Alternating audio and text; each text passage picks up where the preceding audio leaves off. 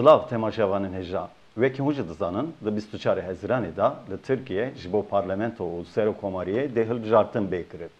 HDP ji ve ki partiya serekeya kurdan de beştari hilbjartın ambe.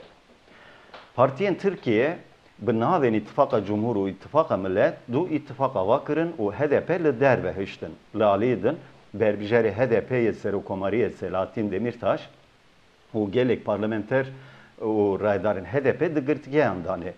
Dına van şert u merjanda HDP de bangeşe ke çava brevebbe. Naha emli navenda giştiya HDP ne u her seroke HDP brez sezayı temelli mevane meye enci brez temelli van pırsan o çend pırsındın bu pırsın. Brez temeli de desbeke da hum bi xeratın bernamaya me. Nav xeyre debin. Jbo weşaneke baş dixwazim. Dema emler bijartın 24 Haziran dinerin xuyaya ku partiyen Türkiye bi navên İttifaka Cumhur û İttifaka Millet du ittifaka vakirne. Lê HDP li dervê van ittifakan ma. Nirxandina we li ser vê mijarê çi ye? Weke HDP ve dixwast di nava ittifaqê millet da ciyê xwe bigirin? Em bi taybetî bi salan e li dijî bendên hilbijartinan derdiketin. Li ser vê mijarê me gelek pêşniyazên yasayî radestî parlamentoyê kirine. Me daxwaza guhertinan kiriye. Me got bila bend werin rakirin. Ji ber ku li Tirkiye bend ya rastî li pêşiya demokrasiya hatiye danîn. Benda heyî nûnertiyê ji holê radike û bend encameke polîtîkayên Tirkiye ya li dijî Kurdan e. Di serî de ji bo ku nûnertiya Kurdan û PKK'yên din were kirin, lazim e ku benda hilbijartinan were rakirin. Niha jî em dibînin ku ji bo hilbijartinên 24 Hezîranê dîsa bend li dijî demokrasiya Tirkiye, li dijî gelê Kurd û li dijî HDP tê bikaranîn. Ji bo rakirina vê bendê tifaqa bêbend dikarî bibe riyek. Me berê jî pêşniyazên bi vî şiklî kiribûn. Lê weke xuya dibe aliyên ku ji bo avakirina tifaqa millet hatine cemhev, beyînêrîna HDP bistînin yan jî bi HDP ra danûstendinekê bikin karekê wisa encam dan. Di encamê de jî bend îro tenê ji HDP re heye. Li HDP xwedî wê hêzê ye ku ji bendê derbas bibe. Eger HDP dibin bende da bimîne tifaq hatiye kirin jî bêwate dibe. Weke ku Birêz Pervîn Buldan jî dibêje di rewşekî wiha da AK Partî de bi zêdetirê şêst heftê parlamenteran bi dest bixe. Li gorî dîtina we ti kêşeyên HDP yên derbazkirina bendê hene ji bo ku hûn ji bendê derbas bibin hûn ê çi bikin? Belê, ya rastî dema em li ser bingeha ji sedî sêzde anko li gorî encamên hilbijartinên heftê Hezîranê li me serê binêrin, me heftê Hezîranê heştê parlamenter bi dest xistin. Eger em ji benda sedî deh derbas nebin, ji wan kursiyan heftê û şeş dê rasta rast ji bo tifaqa Cumhur biçin. Wê ji bo AKP biçin. Weke we jî behs kir, di rewşeke wisa de ihtimal namîne ku tifaqa millet li parlamentoyê bibe zorîne û li hember tifaqa Cumhur bi ser bikeve. Heta metirsiyeke din jî heye ku ew jî dikare bo tifaqa Cumhur bibe derfet û ew ji rêjeya 401 parlamentera derbas bike û ew jî rê dide ku destûra bingehîn bêyî referandum were guhertin. Ev rîskeke mezin e. Ev rîsk ji bo demokrasiya Tirkiye rîskeke mezin e.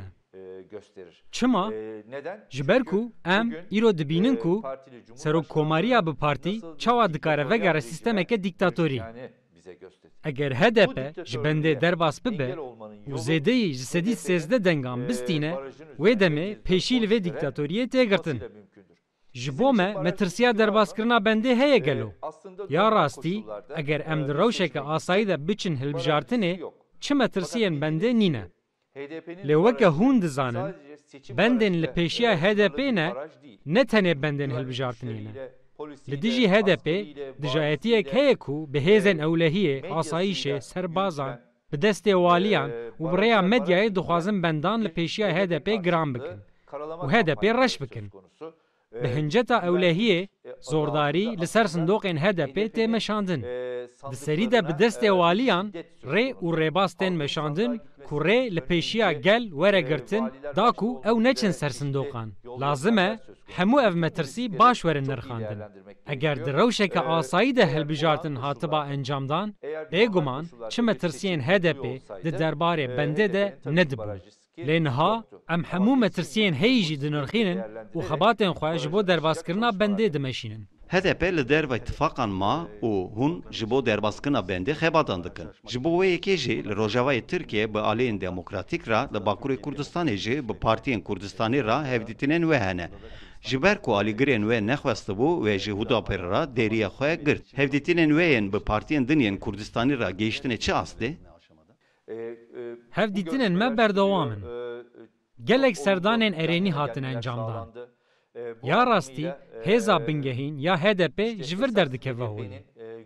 Hemû partiyên Kurdistanî li ser bingehên siyasî, civakî û rastaqîn tifaqek ava kirin. Hevdîtinên me yên bi partiyên Kurdistanî re bûye bersiveke baş ji bo tifaqa Cumhur û tifaqa millet. Li Rojava jî hêzên demokrasiyê û hêzên ket û demokrasiyê hatin bahev û li vir jî HDP gotibû gelên Tirkiye hûn ne bi tenê ne. Wan jî ev tenêtiya bi rûmet anîne ziman û têkoşîn mezin kirin. Tifaqa herî watedar ev e. Anko li Kurdistanê hatina bahev ya partiyên Kurdistanî, li Rojava û li metropolan jî hatina bahev ya hêzên ket û demokrasiyê bûye bersiveke bihêz ji bo zihniyeta bendxwaz. Ango, li saya vê tevgerê em dikarin li dijî astengiyan bi ser bikevin. Ango bersiva herî bihêz li dijî vê zihniyetê wê bi vî awayî be. HDP karnameya xwe ya hilbijartinan aşkere kir. Ez dixwazim em hinekî jî li ser vê karnameyê bisekinin. Wê di karnameya xwe da got em di girtigehan û çiyayan wala bikin. Hûn ê vê yekê çawa bikin? Vayê hêza bernameya me jî ji vir tê. Bernameya ku dê li Tirkiye hemû astengan çareser bike û dê sîstema dîktatorî û takekesî bisekînîne bernameya HDP ye. Ji ber ku bernameya HDP hêza xwe ji têgihiştina demokrasiyê distîne. Dema ku Tirkiye kêşeya xwe ya demokrasiyê çareser bike ve kêşeya Kurdan jî çareser bike. Çareseriya meseleya Kurdan ya rastî girêdayî çareserkirina kêşeya demokrasiyê ye. Gelekî girîng e ku ev her du mijar bi hev re were nirxandin. Eger em bixwazin aştiyeke bi rûmet were, eger em bixwazin li vî welatî demokrasî were bicihkirin û rewşa demokratîk were baş kirin, lazim bû ku em bi bernameyeke li gorî vê yekê derbiketana pêşiya xelkê. Çawa ku em ji heftê hezîranê wisa derketin, di rewşa îro de jî me bernameya xwe hinekî bihêz kir û em derketin pêşiya gelê xwe. Meseleya valakirina girtîgehan jî, çiyayan jî, rawestandina şer û aloziyan jî tenê û bi tenê bi bernameyeke evqas bihêz ya demokrasiyê û çareserkirina pirsgirêka Kurd mimkün e. Desthilata îro ev yeke nekiriye. Derfetên ku ketine destê xwe jî dorandine. Bi zihniyeta xwe ya şerxwaz û bi polîtîkayên şerî dixwaze bigihê encamê. Polîtîkayên xwe yên ewlehiyê bi tepeserkirina mafên gelê Kurd ferz kiriye. Rêya çareseriyê ew e ku em li ser bingeha hemwelatiya wekhev di sîstemeke parlamenteriyê de rêvebiriyên herêmî bihêz bikin. Em dikarin li ser bingeha hemwelatîbûna wekhev ku hemû netewe xwedî mafên wekhev bin li ser welatekî hevpar komareke demokratîk ava bikin. Armanca HDP ev e. HDP hetanaha ji bo çareseriya meseleya Kurdan pêşniyaza xweseriya demokratîk dikir. Ev mijar di bernameya partiyê da jî heye. Lê di karnameya hilbijartinan da ew xal cî negirt û niqaşên cuda jî derketin. Ev daxwaz çima karnameya hilbijartinan da ciyê xwe negirt? Me bernameya xwe wisa amade kiriye ku gelekî ji meseleya xweseriya demokratîk berfirehtir e. Em dibêjin bila sîstem bi demokrasiya herêmî were bihêz kirin. Dema em dibêjin demokrasiya herêmî hem xweseriya demokratîk hem jî ji vê zêdetir sererastkirina herêmî jî bi xwe ve digire. Sîstema berê bi şêweyekî dixwaze sîstem û têgihiştina şaredariyan bixebin kontrol û hîmayeya navendê. Hema em dikarin bêjin hindek şaredariyan weke baskên navendê kar dikirin. Em dixwazin modeleke wisa ya demokrasiya herêmî ava bikin ku hemû ev mesele werin çareserkirin û rêveberiyên herêmî zêdetir xwedî desthilat bin. Bikarin meclîsên xwe ava bikin û siyaseta herêmî zêdetir bibe xwedî desthilat. Meseleya xweseriya demokratîk hem di nav çapemeniyê de hem jî li platformên din tê nîqaş kirin. HDP xweseriya demokratîk li cihê xwe hişt. Nexêr. Lê ji xweseriya demokratîk zêdetir, meseleya ku em dibêjin e çareseriya demokratîk dikare ji bo hemû deverên Tirkiyeyê bibe çareserî. جبر کو نتنه ل کردستانه ل روجاوا جی ایدی خلق دخوازه جی کنترول انقره انکو ناوند رزگار ببه ما برنامه که اوسا آماده کریه کو جبو همو ترکیه جبو همو گلین ترکیه ببه چاره سری ام ادعا دکن کو برنامه هری بهیس یا HDP'ye. Rexneyekî din di derbarê karnameyê wê de jî ew e ku tê gotin hûn tenê li ser meseleyên navxeyên Tirkiye disekinin û di derbarê meseleyên li dervê Tirkiye çi planên çareseriyê tune. Bo numune, eger Birêz Demirtaş bibe serokkomar, peywendiyên Tirkiye dê bi Herêma Kurdistanê re, bi Rûsyayê re, Amerîkayê re, bi NATOyê re dê çawa bin. Proseya bi Yekîtiya Ewropayê re dê çawa were meşandin. یا راستی د کارنامه آمه ده هیه جبر کو هلوست آمه و هایه هون نکارن مسئله این ترکیه تنه دناوا ترکیه ده چاره سر بکن چاره سر کرنا مسئله این ترکیه اساس خواه چاره سر کرنا مسئله این روجلاتا ناوینه چاره سر کرنا مسئله این یکیتیا اوروپایه نه یان جی برواجی اگر وچی پولیتیکا این راستقین جبو چاره سر کرنا همو کشه هم به هفره نبه به چاره سرین لوکال هون نکارن بگی هنچه انجامان چاره سر کرنا مسئله دموکراسیا ترکیه پیوندی به نزیکبونا مسئله این روجلاتا ناوین هیه بنیرن دستلات AKP یا ایرو پولیتیکا این شری دمشینه به دجمناتی آخویا لهمبر کردان تنه جزیر و سوره و سلوپیه ویران ناکه تنه شرنغه ویران ناکه افرین جی ویران دکه پلانن ایریشان جبو روجاوا آماده دکه لدیجی رفراندوما کردستان عراقی دردکه و واته اف ذهنیتا شرخواز روجلاتا ناوین جی دخنا واگران چما جبر کو ام دبینن لور دجمناتیا گله کورد تکرن گلو چما افقاس دجمنه گله کورده جبر کو دخوازه جبو بردوامی دستلات خو پشتا خو بده پولیتیکاین بهزیان ین نتوی پرستانه جبو کو داوی لوان پولیتیکاین بهزیان ین نتوی پرست وره آنین لازمه کو پولیتیکاین بگشتی لسر آشتی هاتنه آواگرن ورن مشاندن لازمه کو تکوشینا آشتی وره دان و نابه کو افجی تنه دناف سینورن ترکیه ده بمینه لازمه روجاوا جی بخواه بگره افرین جی بخواه بگره لازمه سوری جی عراق جی ایران جی دوی چرچوه ده بن ایرو بازرگانی ام روسیای را به ایران را یان جی به اروپای را تن مشاندن همو جبو بردوامی وان پولیتیکاین شرخوازینه ام دخوازن و روشه برواجی بکن بله روسیا جی ایران جی جیرانن منه ل دانوستندنن مین بوان ر و سیاست امیا درو لازمه لسر بنگاه آشتی وره مشاندن لازمه جبو کشین روجلاتا ناوین چاره سری ورن پیدا کرن اگر هم بخوازن مسئله روجلاتا ناوین چاره سر بکن لازمه هون گله کرد ل چار پرچه کردستان بربچاو بگیرن اف یک راستیه که اردنیگاری و دیروکیه Piştî navbereke Kurd hepeyûna me wê berdewam bike. Piştî navbereke Kurd em ê disa bihevra.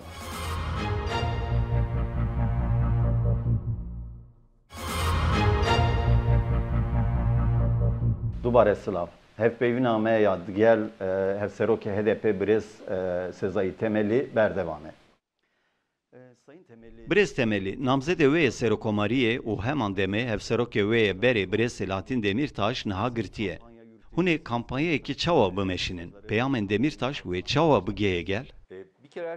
بری هر تشتی لازمه کو برێز سەلاحەتین دەمیرتاش وەرە بەردان ji ber ku ji bo girtinawî çi hegereke mafdar niye weke hûn jî dizanin bi fezlekeyên ku bi destê dozgerên FETÖ'yî hatine amadekirin niha girtiye helbijartin û kempîne nebin jî lazim e were berdan li aliyê din ji bo di vê kampînê de bikare di şertên wek hev de rêkeberiye bike lazim e demil dest were berdan eger neyê berdan jî li gorî derfetên girtîgehê çend rê bide ew ê jî li gorî şert û mercên girtîgehê peyama xwe bigiheyne lê weke ku wî jî di nameya xwe de behs kiribû û em jî kar dikin ji bo ku di dema bangeşeyan de gotinên Selahattin Demirtaş bigihe bi milyonan kesan û her kesî me rêxistineke wisa ya xebatên hilbijartinan heye bi nameyan bi kartan bi dîmenên wî yên Kurd bi gotarên wî yên berê gotinên Demirtaş yên di vê proseyê de dê ciwan, jin, ketkar li kargehên xwe, li malên xwe, li taxên xwe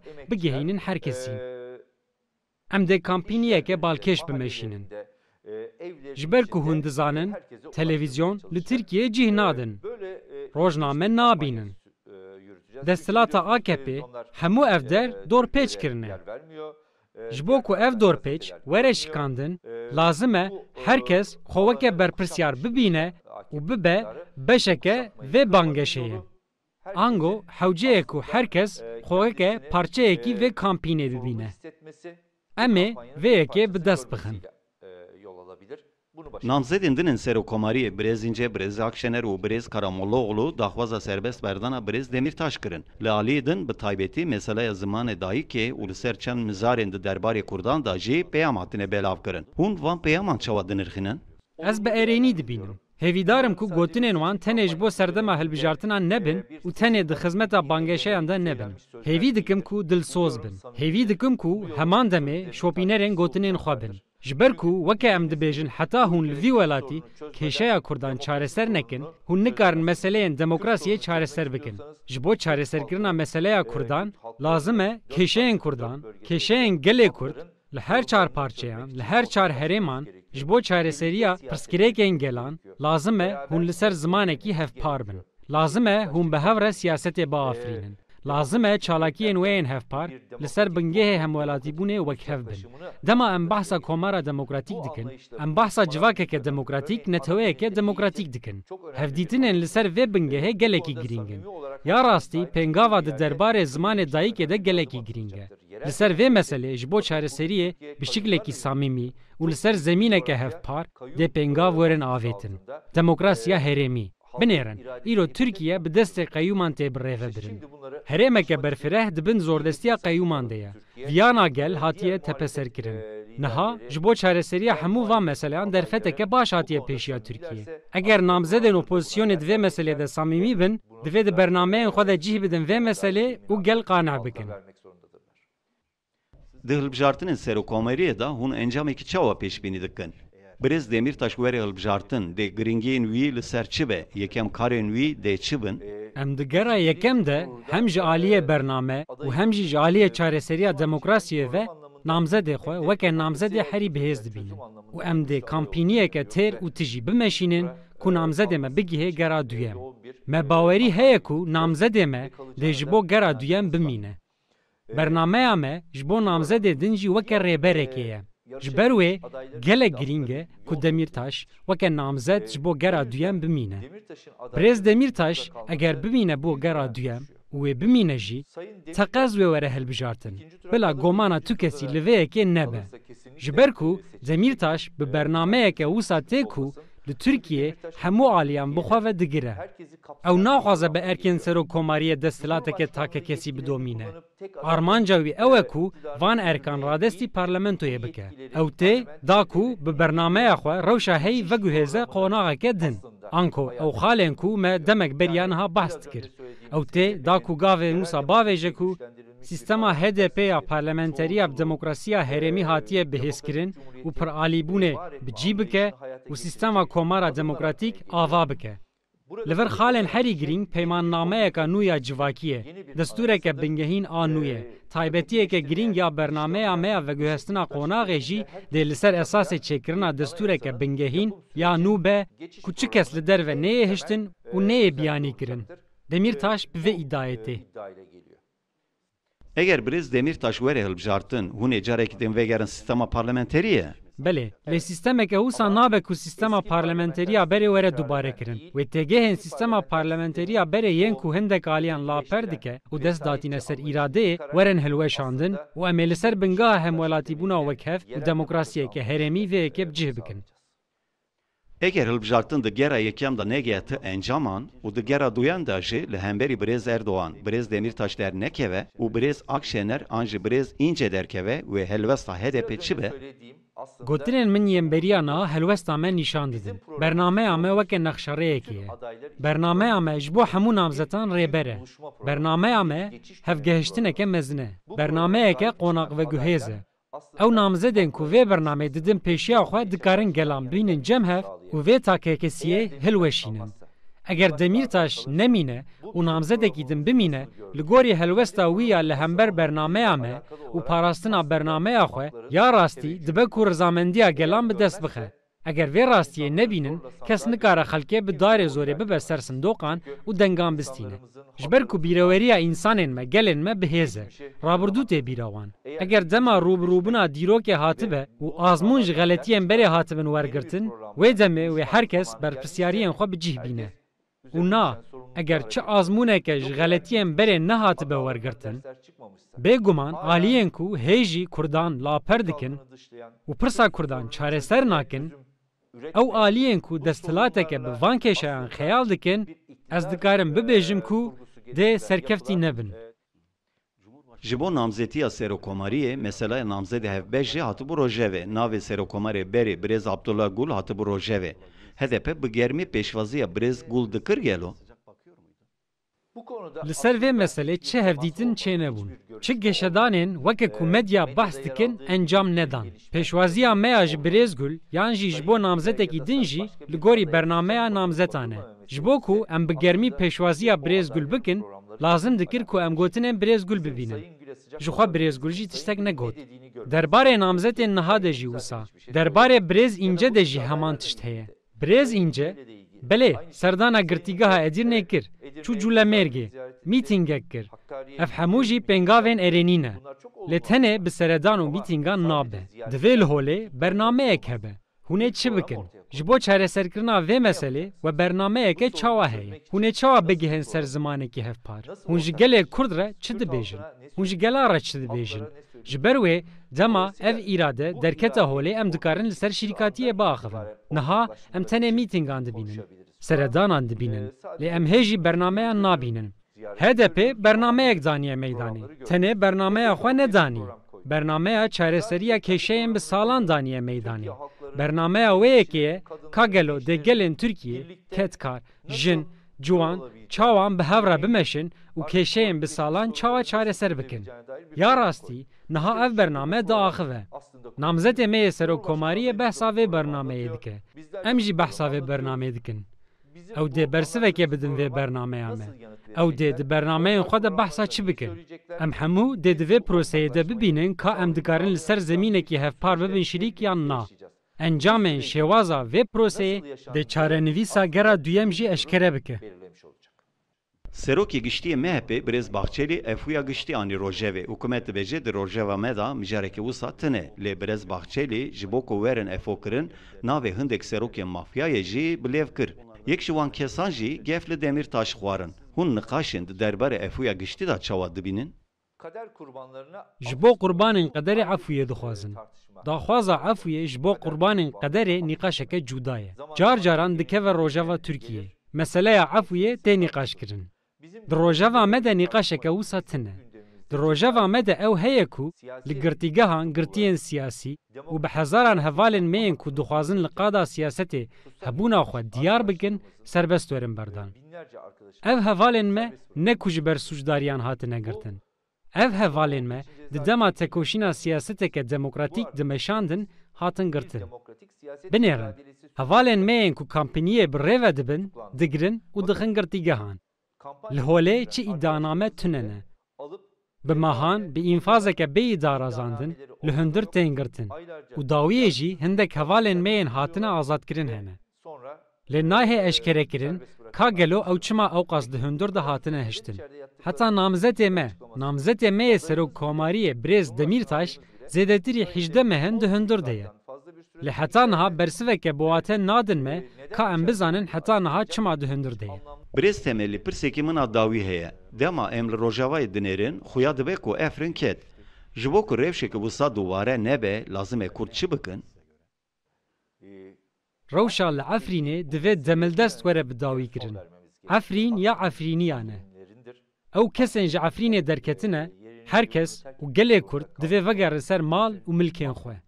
Ev çeteyên bermayiyên Daişê divê demildest ji wir werin derxistin. Ji bo vê jî 24 Hezîranê gelekî girîng e. Ev tiştên ku li Efrînê rûdane, ji bo ku li Rojava rûnedin, ji bo ku li Bakurê Iraqê li Kurdistana Iraqê rûnedin, ji bo ku tiştên li Kirkûkê çêbûne dubare nebin, divê di destpêkê de gelê Kurd bi hev re tev bigere. Ev weke pêwîstiyeke hestiyarî, heman demê de êdî pêwîstiyeke siyasî jî. Êdî divê werin cem hev. Bibin hevpar. Li her çar erdnîgariyên Kurd lê dijîn, lazim e ku li hember zihniyetên şerxwaz û êrişkar û dagirker bibin yek û helwesteke hevpar nîşan bidin. Hewceyê pêngava yekem ev bi. Êdî dema vê yekê hatiye. Hewlên yekîtiya netewî di vê mijarê de gelekî girîng in. Heta ku têkoşîna hevpariya gelê Kurd, ya gelên Kurd nekeve pratîkê metirsiyên bi vî şiklî jî wê her dem hebin. Eger îro bêxwastin pêşiya êrişeke li ser Rojava weregirtin, ji her çar parçeyan gelê Kurd divê îradeya xwe bi zelalî eşkere bike. Wekî min got, ji bo rê li ber êrişên bi vî awayî bêgirtin, divê Kurd li her çar parçeyan bibin yek. Em spasiya wê dikin ku wê dema xwe ji bo me veqetan. Ez spasiya Em wê di dikim. xebatên wê da jî serkeftinê dixwazin. Gelek spas. Serokê HDP Birêz Sezayî Temellî mêvanê me bû û pirsên me bersivand. Dixweşe de bînin.